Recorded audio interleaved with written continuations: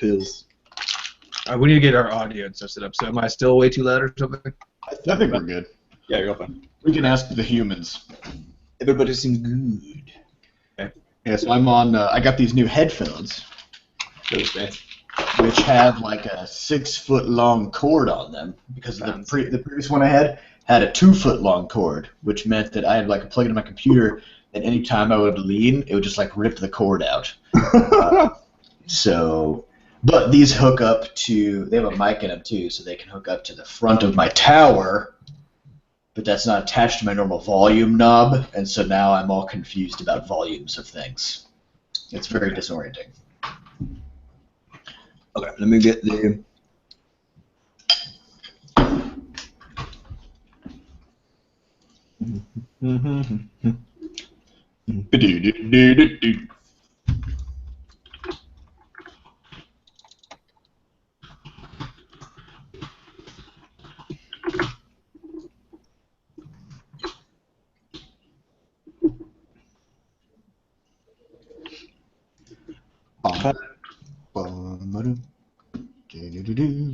Where's the Q&A thing? There it is. Q&A. I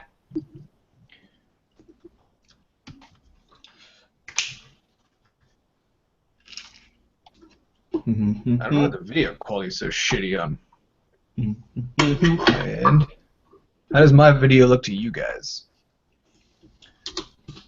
I'd say it looks about 7. Also, Sam, is it set up to only look at you? Because it seems like that's how it worked last time. it looks like it's switching actively now, isn't it? Yeah, Although Sam, you had clicked on yourself or something. Although Sam is backlit by the brightest light in the universe right behind him. It's actually super dim, to be fair, but... Camera Not doesn't. relative to the inside of your house. Yeah, camera doesn't. Camera don't know. Oh, my bread is great! I'm answering a question about bread right now from Jiri. It's toast. It's toast. Wait, did you post a link somewhere? Yeah. I put it in Discord, put it in the forums. Why don't I see? Oh, it's in the Crashlands channel. Duh. Wait a few minutes while people trickle in. Trickle in. Trickle in. That's why I'm looking at Sam again. No, wait, no, it's not. It's looking at everybody.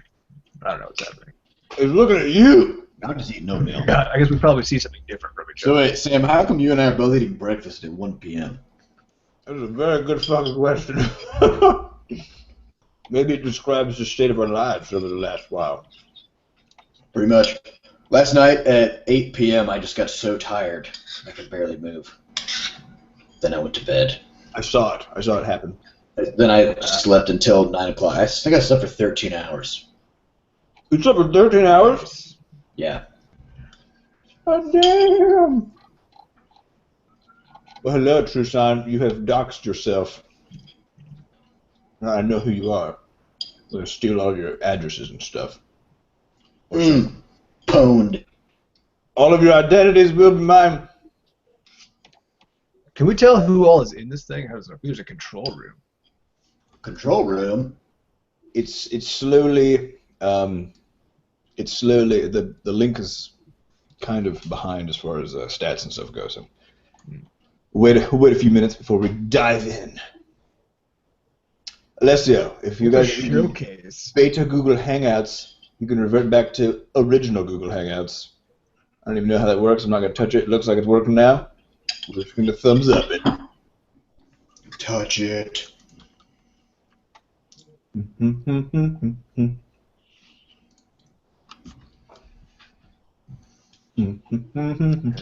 So Sam has control of the control room. Oh, here, I can give you control. Control room. Apparently you could like mute me and shit.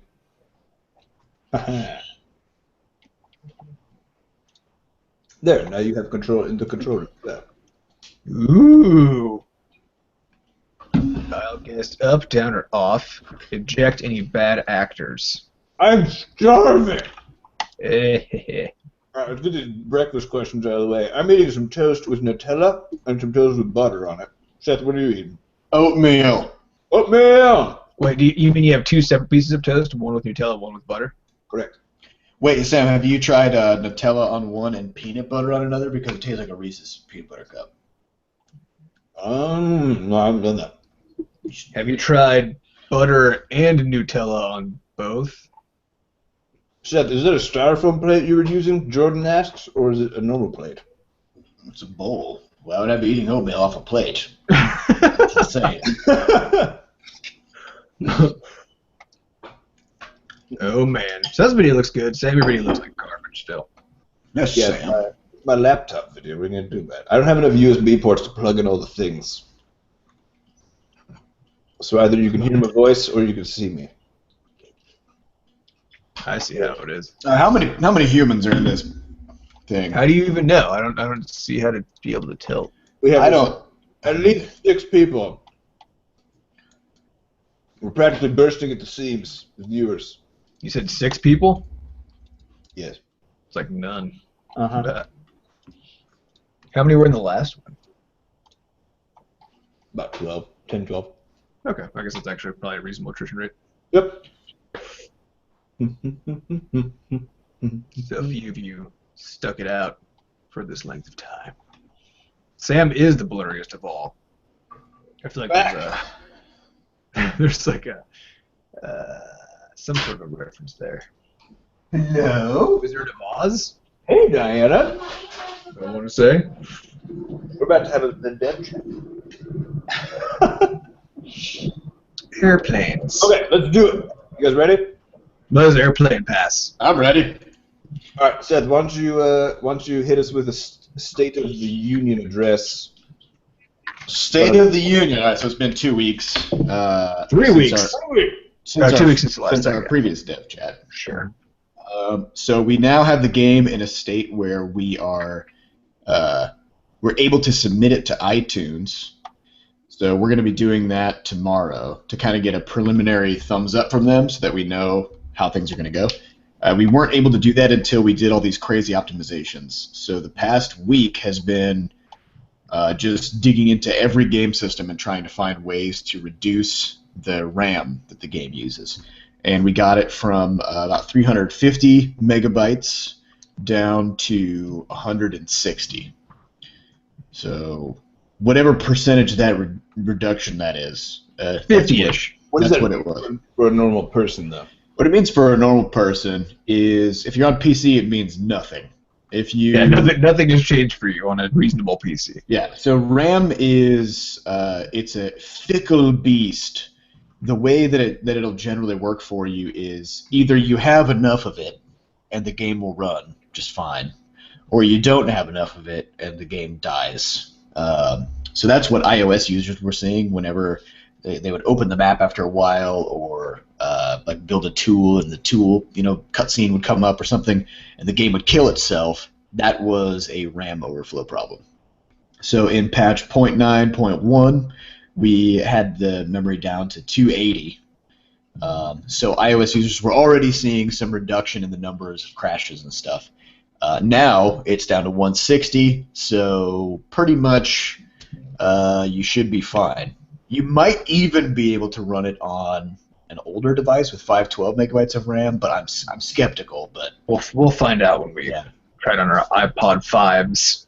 So we've had a lot of feedback items building up over the past week, and we did squeeze in a whole bunch of stuff in the patch, including pet symbiosis and salvage, which were kind of some highly requested features, and so we're pretty pumped about those.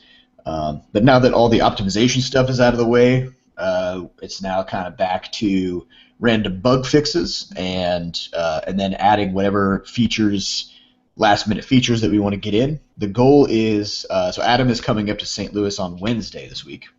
Mm-hmm. And so we're going to be jamming like crazy while Adam is here, because this is basically the last week for us to make really sweeping major changes.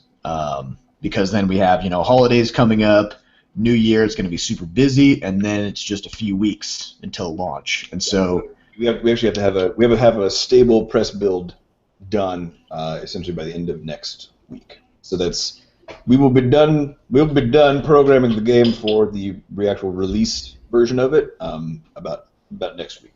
Middle next week. Yep.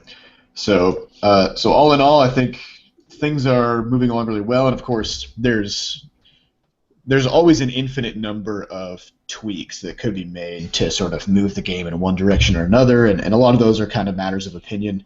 Some of them are actual bugs, of course, and we'll be fixing those. But as far as the overall state of the game, I think it's in a good spot. We just got a few more things to really overhaul, and then it's time to start marketing.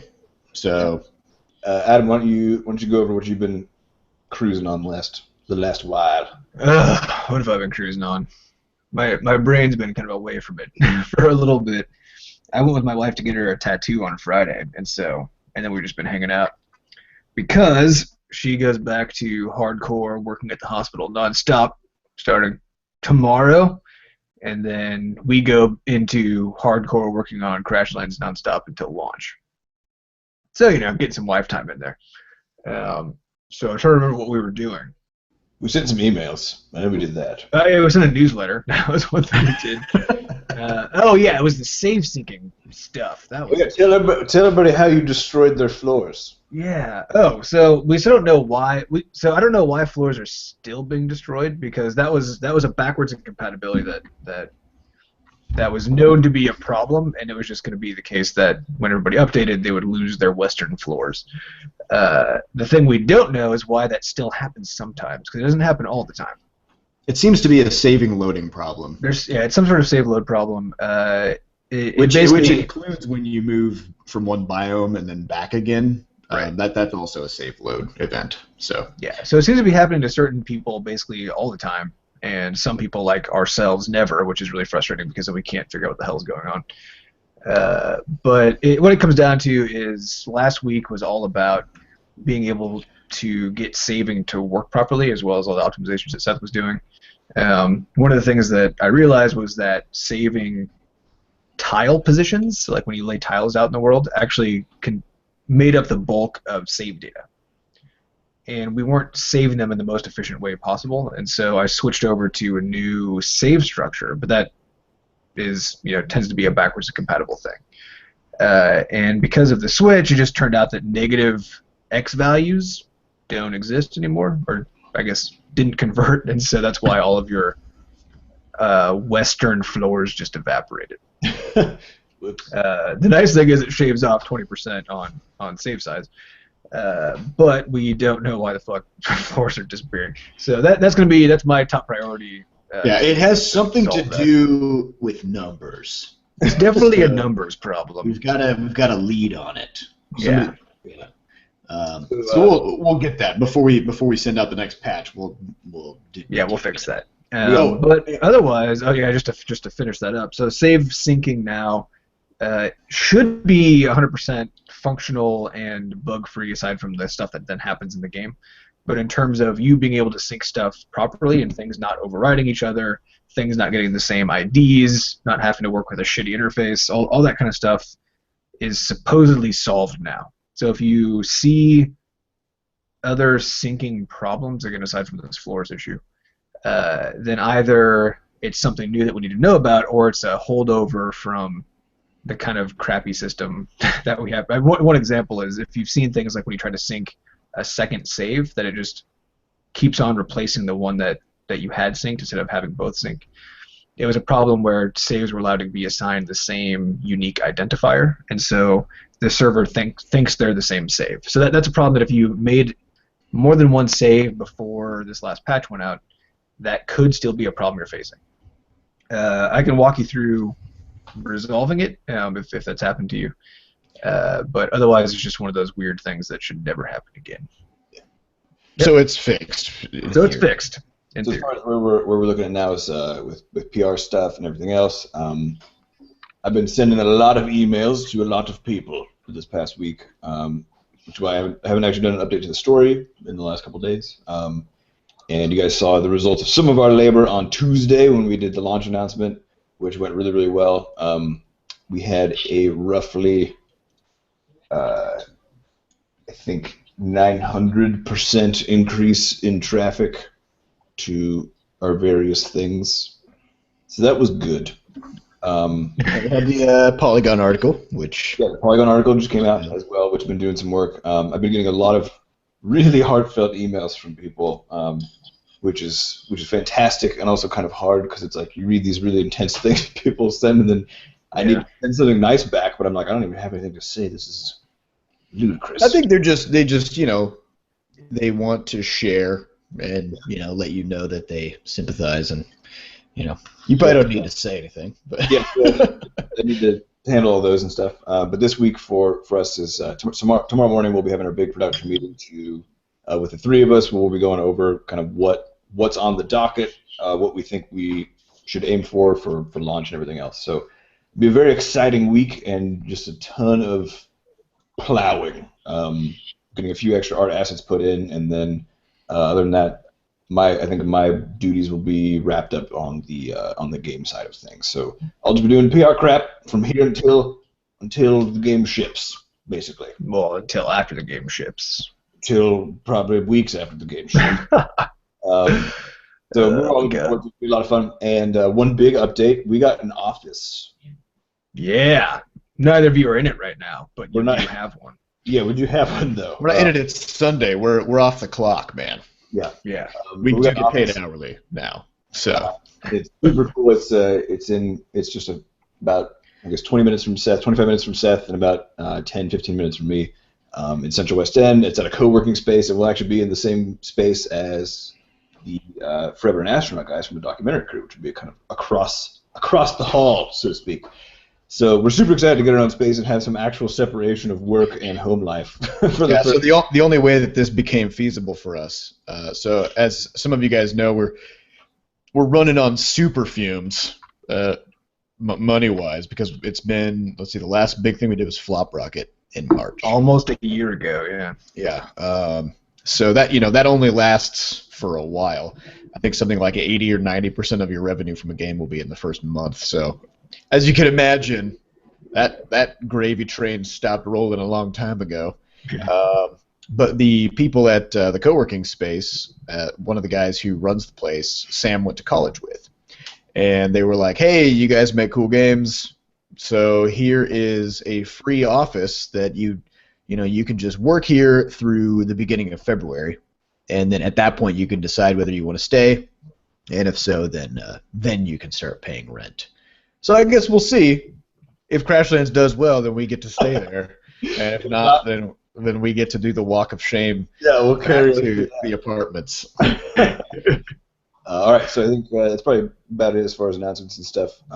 It'll just be a long slog of a week. So again, thank you all for hanging out and for beta testing the crap out of this thing, because you guys have produced over 2,000 notes of feedback, which is insane.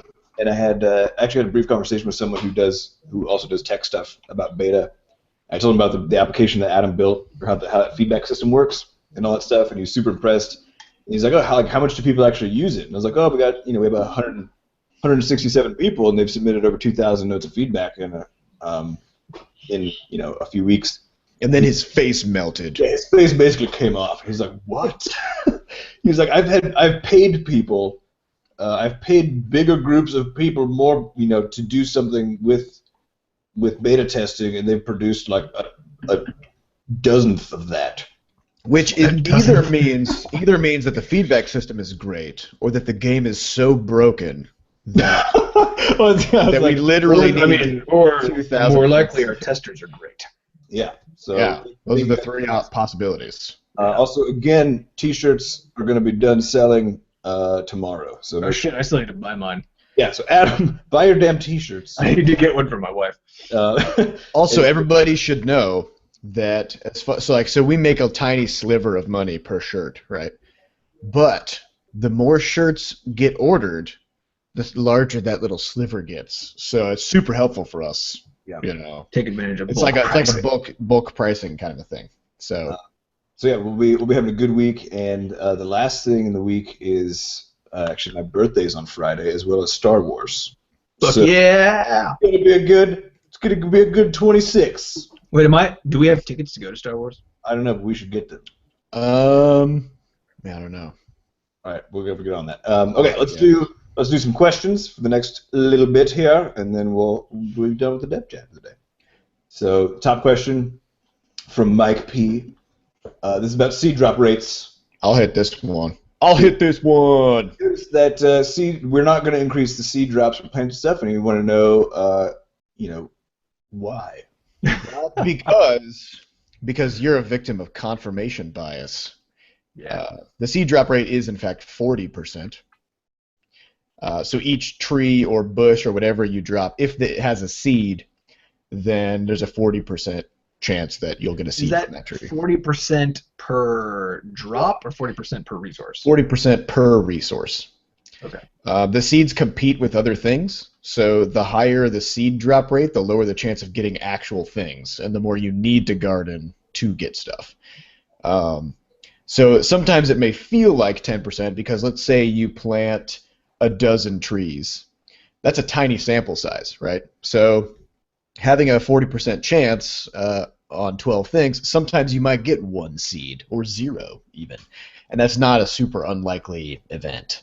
And so those times stick out in your mind as being like a big problem. Yeah, it's a combo of sampling error and confirmation. Yeah, and you don't really notice the times when you get a crap load of seeds. So I think the seed drop rate is right about where we want it. We don't want people to just be, living in their bases all day long. And I had a pretty funny back and forth. I think it was with Etruson in the Discord chat when he was saying, "Oh yeah, I want it to be the case that when my seeds are planted on fertile dirt, that the drop rate increases." And my response was that we want people to have to go out and get more seeds from time to time, and kind of go out in the world, and we don't want people to just kind of chill in their base and never leave. And his response was, "Well, yeah, but then I can just Alt-Tab for 15 minutes and wait for my trees to grow and come back, and I can just keep replanting over and over again." That's not really the kind of gameplay that we were shooting for with the gardening system of just like plant stuff, Alt-Tab, plant stuff, Alt-Tab. And so gardening in general should not be an infinitely replenishable, 100% sustainable thing. You should have to increase the efficiency of adventure harvesting. Is the design. So yeah, it's also, I like it because at the current rate, when you go out and explore and you're chopping down trees, whatever, after you've been building stuff for a while, you may pop open your build mode and notice, hey, I have like 30 seeds just lying around. And if you really want to get the most out of them, then you do the gardening and you plant them. So. All right. Next question, super important. Can Seth sing Downtown again? I only do that before the Hangouts. It's just like pre-podcast stuff. Yeah, so you kind of missed the boat. No. Yeah. The answer is no. How well do you expect Crashlands to perform in sales on each different platform? Ooh, which one do you think will do the best, and will success affect how much you work towards optimization on that certain platform? Well, that's actually sort of a chicken-egg problem. If the game doesn't run well on certain device category or classes, so like things less than an iPhone 6, for example, then we automatically will perform way more poorly on that platform. So a lot of this depends on how low we can get resources to work on the mobile side. I think we could still probably shave another 10 or 20 megabytes of RAM off. Yeah, we've hit that limit where we can't. We're getting down to the point where there's like a certain amount of stuff we need for the game to even exist, and we're like right around that now. Yeah, which is, it's cool that we've gotten to that point. And as Seth said, the current version that you guys have right now had something like 80 megabytes shaved off of it, and the one that we'll push out on Monday or Tuesday will have another 100 taken off. 120 taken off of it. And so we're talking, the order of 150 megabytes of RAM for the entire game, with small spikes here and there when things are loaded in. So it's possible it'll work on all kinds of stuff, but yeah. So to answer the question, then Android is gonna not do well, relatively speaking. Pirates. Yes, it'll be mostly pirated. People don't like to buy stuff on. There was just a post on Android Gaming where the developer of Hop Ico, which if you guys haven't actually played, you should definitely check out. It is called Hop Ico, H-O-P-O. It's a little like super difficult platform, I think. But he made a post on the Android gaming subreddit about how they made it free on Android because it got stolen so hard that they were just like, well, fuck. We made a free game and didn't know it. So they did a better job than we did as far as their response to it, which is that they just turned around and changed the game. The game structure allowed them to basically turn around and change it in such a way as to make it work okay. And they sort of had.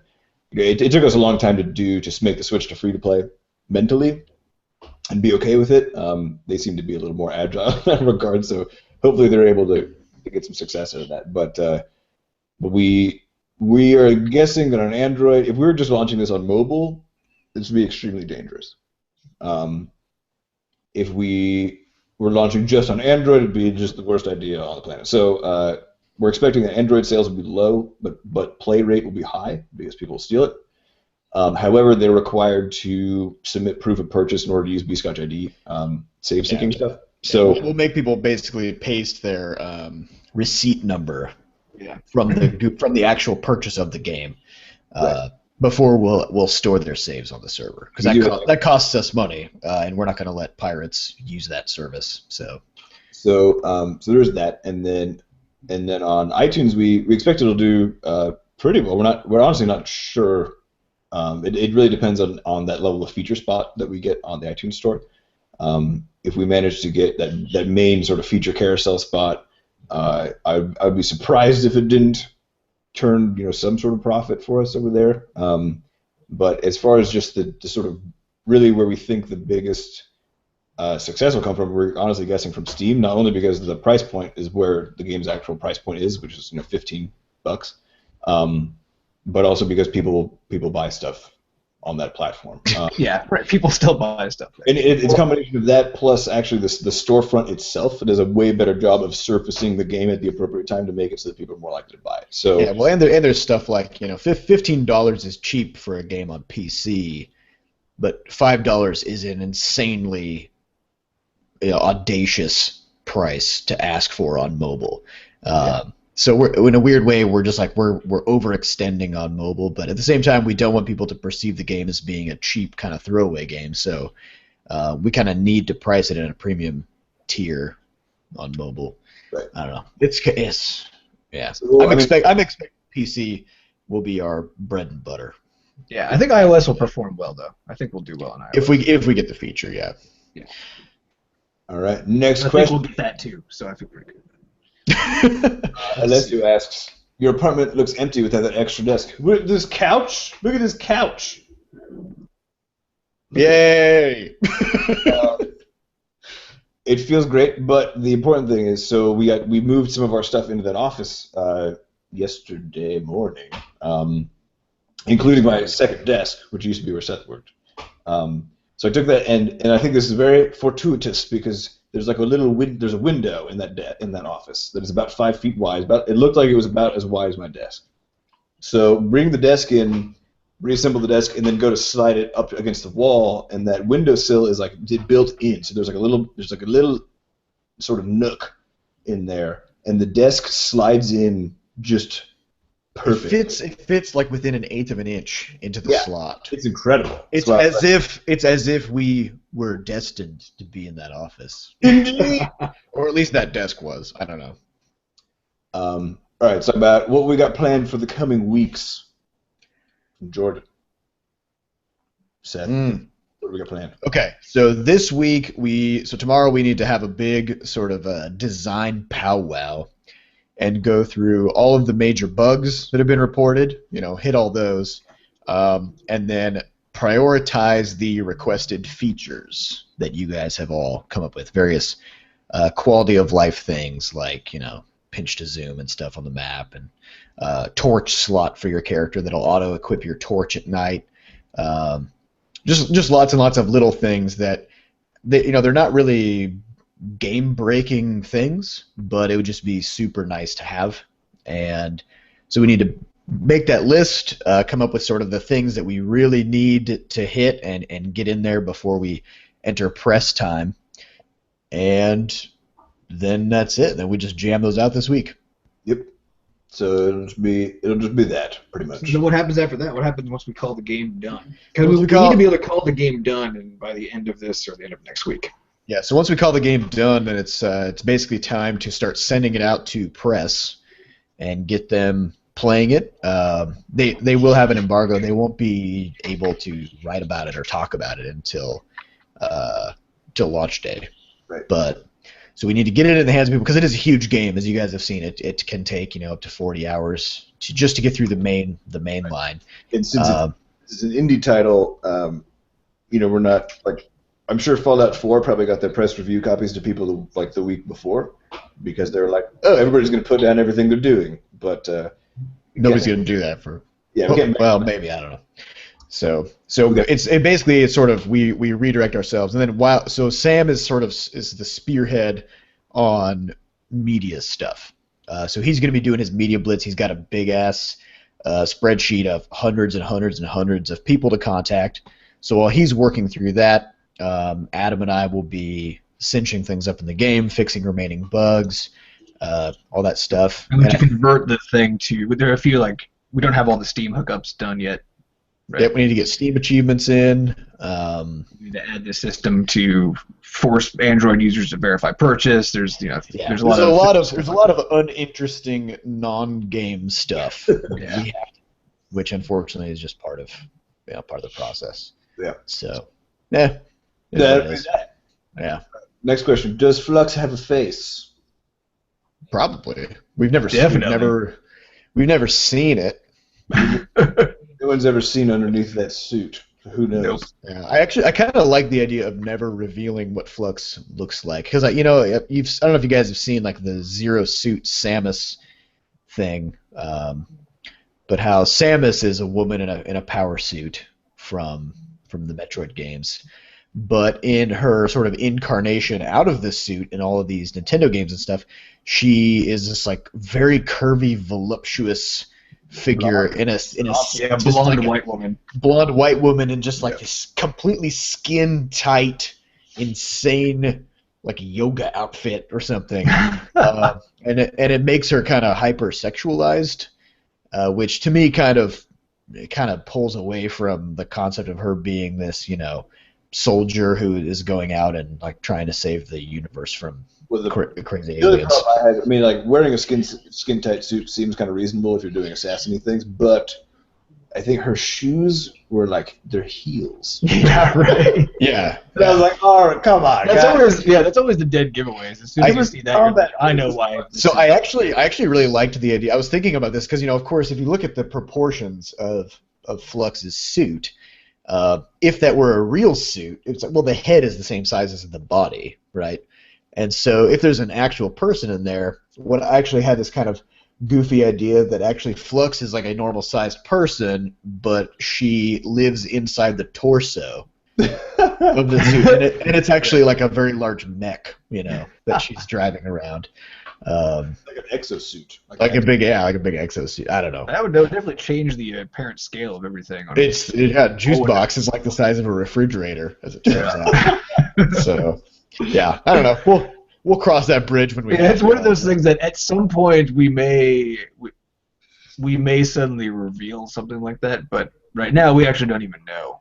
Yeah, who knows? Yeah, I like the idea of during one cutscene or something, the helm part just kind of folding open, and then you see like Flux just sitting inside the helmet, because of the levers.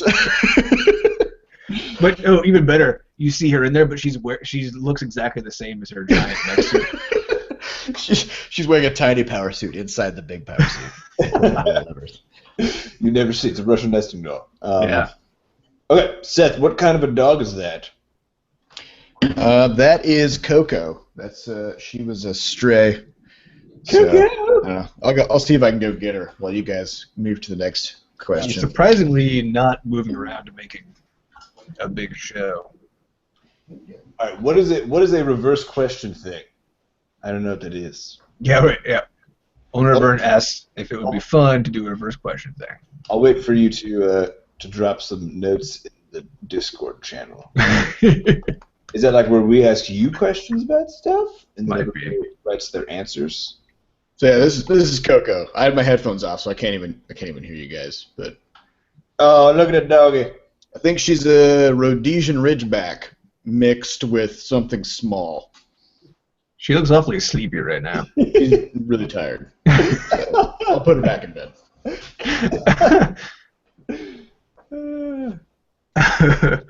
That's funny shit. Like a huge baby. All right, that is what he means. Okay, so I do think that'd be fun to do a reverse question. I don't know how we would do that in an effective way, though. I know we're still doing this whole broadcasting thing, so I'm sure there's other ways to do broadcasts that are more with like tons of people. I've seen it where there's just like tons of faces down here, but that'd be more just like kind of a chill session to hang out with everybody for reals, which we could do at some point. I feel like the beta itself has been. Oh, so I'm getting a lot of echo all of a sudden. I feel like the beta itself has been sort of a reverse Q&A almost. I don't know. We've had to ask you guys a lot of questions about the game. All right, next question. How concerned should I be about the little purple worms with yellow heads? Will Flux and the Bog be on the Maury show? So we've been fiddling with the idea of one of the possible items that we might add before calling the game done is little critter posts. So this came about because there's a birdhouse in the tundra, and there's actually critters in the tundra that are little sort of hummingbird-esque things. And while those were made in totally disconnected fashion because I wasn't thinking about what critters were available, Seth and I were talking the other day and realized that we could actually make it so that thing spawns some critters naturally, kind of like how your ship spawns little robots. And that way you could actually like put some birdhouses out and there would actually be birds around that would make damn sense. So you don't need to be worried about those little purple and yellow wormhead guys, but you might be able to actually like purposefully have some of them around eventually, which is cool. Yeah. Of course, you know what's going to happen. Sam, you should put some headphones in. Getting a whole bunch of echo. I'm just getting speech jammed. Give me a sec. Getting speech jammed. All right. Just keep running it. Did you just turn that into the Space Jam theme song? I may have. Okay, we're going to keep on running this thing. I would say don't be too concerned about it. Maybe. But there's an interesting story point if we felt we needed to add that later. How do I mark this thing as answered? Is that a thing I can do? I don't know. I think How does so. it work? Okay, let's go to the next one. What press sources do you think is going to generate the biggest influx of players? From Jordan. The Steam featuring system. Yeah, it's one of the interesting things we've been learning as we do this. A lot of especially indie devs end up spending huge amounts of time and money going to shows of various sorts. Small cons around the country, big cons, whatever, which are super expensive and, of course, take a lot of prep time and a lot of time to then decompress afterwards. And they actually kind of run out of money and steam by doing that. And otherwise, they're always trying to get into every kind of press opportunity they can get. They're giving away keys constantly to everybody, etc. And one of the things that we've learned is that the normal kind of press stuff actually has a pretty small impact on game sales. Even the big stuff. Like if you get your game played by a YouTuber who has, typically gets 1 to 2 million views per video, that almost never actually translates into sales because it depends on the game. It depends on the game, but what you have to understand is that people are there to see that YouTuber. Yeah, they're not there to see your game. They're not there to shop for possible games to play. And so, yeah, I mean, there is going to be some sort of a conversion, but for the most part, people are just there to be entertained. Right. So it's not always the best. Yeah, the vast majority of sales come from the stores themselves, and this is the kind of the industry's big frustration with iOS and Google Play, or I guess iTunes and Google Play, which is that they're almost designed to not sell games. But the only way that people find and buy our games is by opening up those stores and then seeing them and deciding whether or not to buy them at that point. And that's the bottleneck, and that is how the vast majority of players get their games. So that's not to say that the other stuff doesn't have value. It doesn't do stuff, and it definitely does. it's just not a thing that directly translates into sales. What it does do is prove to the people who are in charge of the stores that your game in particular, or I guess our game in particular, is something worth putting attention on within their stores. Right. So when we do all this press stuff, we're basically targeting our hardcore game enthusiasts and fans who actually are into developers and want to hear about how games are made and stuff. Because we want those people anyway in our corner and to be our fans and that kind of thing. And then we're targeting other game devs so that people know us in the industry. And then we're targeting the people who run the stores. Because we're not trying to sell games via press. We're trying to basically sell our studio to other studios, and then to the stores. Yeah, it just elevates our brand. It's not a super tangible, like, people seeing an article and buying a game thing. It actually takes, there's something in marketing just called the mere exposure effect, where the more times somebody sees your product or your studio, your company, your logo, whatever, the more likely they are to purchase it when they stumble across it. But the act of somebody actually like seeing an article about a game, and as that being the only article that they've seen, turning around and buying the game, it's actually extremely unlikely that happens. It takes a lot of sort of just like hammering away over and over again. Which is why the hype train for Crashlands is a year long. Yeah, it was totally on purpose, but it's hopefully going to work out in our favor. Right. Yeah, I think I just to add on to what Adam and Seth have said here about the weird roundabout nature of the press stuff. I think this is also why a lot of indie devs don't actually spend very much time on it, because they kind of feel like it's a huge time usage thing that has no guarantees really at the end of the day. And so as a result, a lot of people don't really mess around with it that much. But we try to take a much more holistic view of the entire sort of ecosystem of how people and players interact with our games and the press and everything else through it to try to get stuff done. So that's that. Mm-hmm. That's also a lot of the value of us focusing on the studio when we do press stuff is because of exactly that. Like handling press and that those are only for like hardcore game enthusiasts, and so those are people who we don't want to just sell a game to. We want them to. Yeah, we want fans. Yeah, we want studio fans. And we also want flans because they're delicious. Yeah. All right. Another question from James. Will you be working Especially with sequel? Nutella. Will you be working on a sequel if it does well, or crying face? Will you work on a whole new game? I'm assuming those are tears of joy.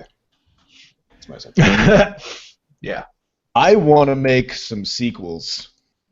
I'll just say indie studios tend to not make sequels because smaller, more like artistically minded groups tend to think of it as sort of like selling out or something, or being creatively bankrupt, or whatever. But I think the fact is, if people are really pumped about a particular game idea, they want more of it. Like they love that shit, right? It's actually a little bit different from movies, where often movie sequels kind of like run out of steam. Game sequels actually often outperform their predecessors, like every single time. That's why there's like Call of Duty 33 or God knows whatever we're on now. And yeah, we've never done a sequel directly. Like all of our games sort of tie together and refer back, but we haven't had a Quadrupus Rampage 2 or something. So what would you want to add? What would be like the primary thing if we could just wish list it for a Crashlands 2 game? What would be the sort of feature or whatever else that you would add to spice things up?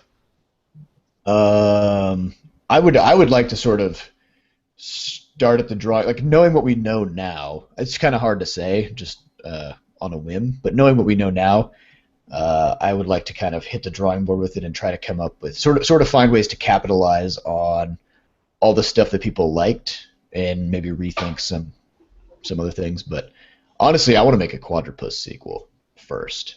With I want to make a Quadrupus sequel with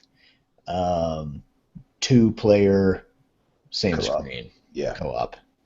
Heck yes. And launch that shit on Xbox and PlayStation. Cool. And Steam, of course. And Steam, yeah. Well, that's a given. Come on. Or just launch it on every everything like we do.